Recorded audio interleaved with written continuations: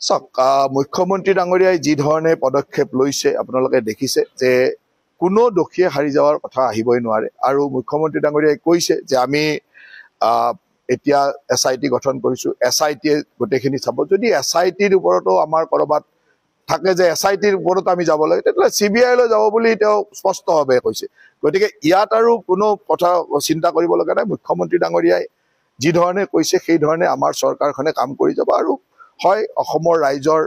আবেগ আছে অসমৰ ৰাইজৰ যথেষ্ট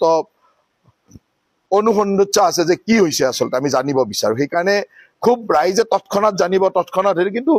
আইনী ব্যৱস্থা বা গোটেই ব্যৱস্থাটোৰ কাৰণে আমি অলপ ধৈৰ্যও ধৰিব লাগিব আমি অলপ এনেকুৱা হ'ব নালাগে যে যিটো বস্তু আমি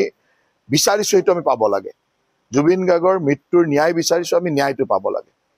ন্যায়টো পাবৰ কাৰণে যি কৰিব লাগে অসম চৰকাৰে সিমানে কৰিব আমি অসমৰ জনসাধাৰণে যি কৰিব লাগে সিমানে কৰিম সিমানটো কৰিবৰ কাৰণে চৰকাৰ আৰু অসমৰ জনসাধাৰণ একেলগে আছে এতিয়ালৈকেতো আমি আজিৰ যিটো কথা আলোচনা কৰিলো আমি গোটেইখিনি আলোচনা কৰি আমি 3টা সিদ্ধান্ত দিছো তাৰ লগত এইটোও কৈছো যে আমাৰ বাকি কিবা কৰিব লাগিলে আমি সকলোৱে আলোচনা কৰিব লাগে মই অকলে লোৱা সিদ্ধান্তও নহয় আমি নলবাৰীৰ ৰাইজ নলবাৰীৰ যিসকল মানুহ জুবিন গাৰ্গৰ লগত জড়িত তেওঁলোকে বহি লোৱা সিদ্ধান্ত কিন্তু পিছত যদি আৰু কিবা সিদ্ধান্ত ল'ব লাগে সেইখিনি আমি সিদ্ধান্ত ল'লেহে মই ক'ব পাৰিম মই আজি লোৱা সিদ্ধান্তখিনি আপোনালোকক জনাই দিছো এইটো বিদেশৰ পৰা অহা কথা গতিকে তাৰ এটা চিষ্টেম থাকিব আৰু যেহেতু আমি গুৱাহাটীতো মৰণোত্তৰ পৰীক্ষা কৰিছো গতিকে 2টা প্ৰতিবেদন আহিব